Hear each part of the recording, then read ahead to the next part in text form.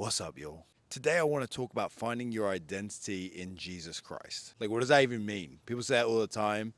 They don't really provide how one does that. It's just a cute thing that we say to look like a real Christian. But it is a real concept with real implications, and it is something that as a Christian you should 100% do. You should find your identity in Christ. So I got saved when I was 22. I was a fully grown man before I even heard the gospel. I definitely remember what I identified myself in before, and it wasn't anything that stayed the same. I think it was mostly like what people thought of me or the image that they had of me. It was essentially an idol that I would then chase.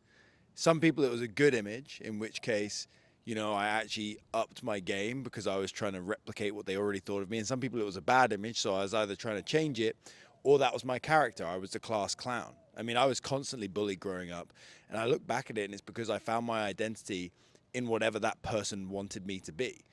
And if you're a bully or you're somebody who likes picking on people that clearly don't have confidence or any backing like I didn't, then making me this kind of butt of the joke character, I mean, at least I could be identified as that, and that meant I was somebody. There was some kind of consistent through line of identity for me to cling on to. And that's really all the world offers. Maybe you're a little more secure than I was, even without Christ, which is really a fake kind of security that you're getting from some kind of delusion, perhaps money or status. But like, really, the world doesn't offer you nothing. It says you are what you say you are, or what other people say you are, or what the government says you are. That's all, which is a bit ridiculous because the government is forever changing, other people are forever changing and being born and dying and disappearing, and your opinion of yourself is going to change. Nobody else is offering anything else good. That's why I have no reservation in recommending that people find their identity in Christ. But why does Christ provide your identity? Like, I understand why the world can't, because you explained that so beautifully, Matt, but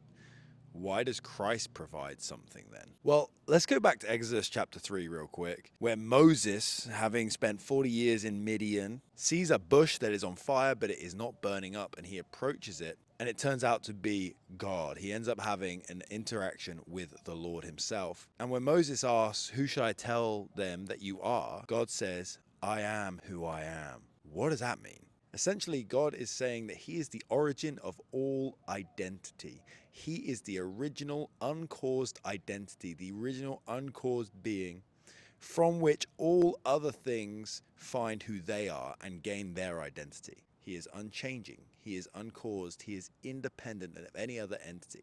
We are not. Human beings need to be told who they are, because if they try to figure it out for themselves, they're going to apply things to themselves that maybe feel good or sound like a good idea, but just aren't true. Like, things can't define themselves, by the way. I mean, even God, who's secure and eternal in his identity and independent in his identity, he's always been that. So this is why we find it in God and in Christ, because Christ is the only unchanging, independent identity from which we can rely on information for our identity. How can we walk out our identity in Christ on a day-to-day basis? And for me, I think two things come to mind.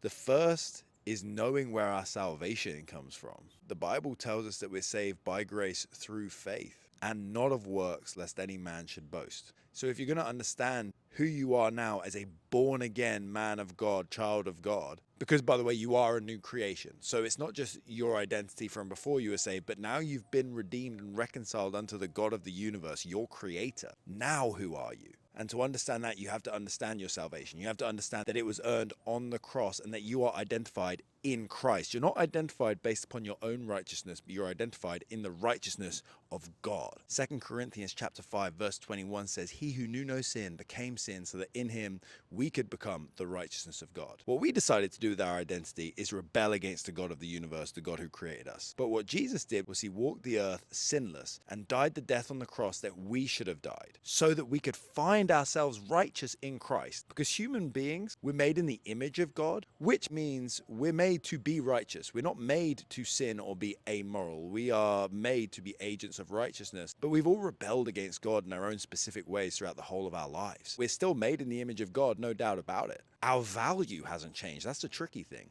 We're just sinful now. And that's a huge problem when it comes to being a citizen of heaven, which is what we were made to be. So God sends Jesus Christ, who lives our perfect life, dies the death we deserved so that we could be righteous in Christ. So knowing that your righteousness comes from God and that you are righteous when you put your faith in Christ, by the way, that is key to being identified with Christ. He was identified or numbered with the transgressor, me and you, so that we could be identified with Jesus, the Son of Man, the second Adam, the representative of humanity who bore all of humanity's sins, so that we could bear his righteousness. And the way this looks on a day-to-day basis is, first of all, know this, have good theology. But second of all, remind yourself of it. Don't let the devil trick you into thinking that your righteousness comes from your obedience. You obey because you've been saved and because you're found in Christ. You don't earn that righteousness, though, by obeying apart from Jesus. It's not going to be good enough. You're not going to be able to pick up that bill. And as soon as you do try to do that, the devil is going to beat you to death with a baseball bat that he calls shame.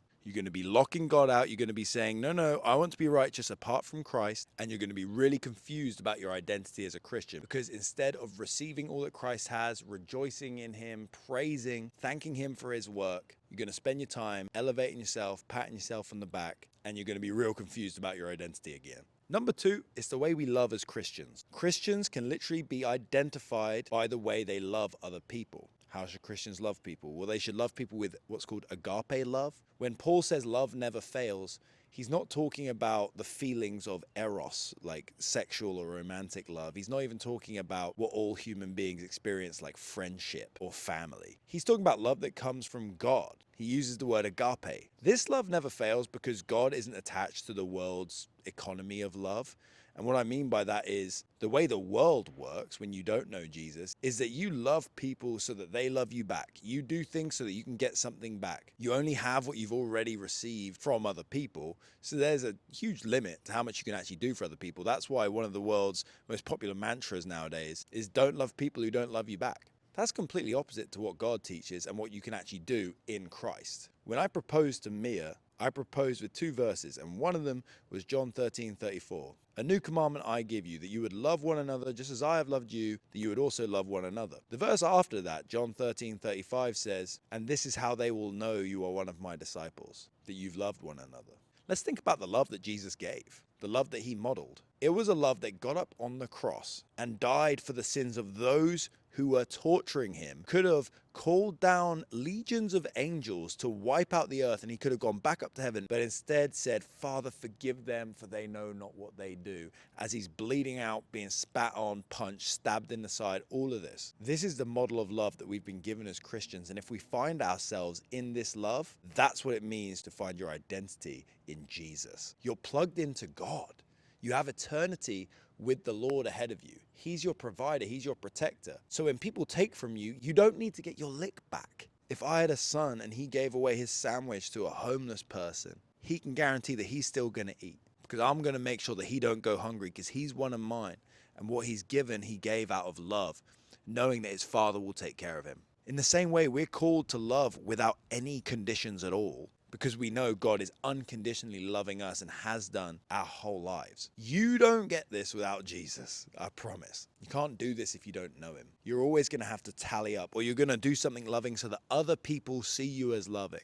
But no, if you want to be identified with Christ and find your identity in him, you love one another just as Christ has loved us. That's what the Bible teaches. Look, guys, the world is going to tell you to find your own identity and tell the world what you are. But that just is in no way logical or coherent with reality. Nothing can do that. Our identity comes from our Creator. We are the subject, he is the object, meaning we're subject to him. We change based upon his will. He is objective.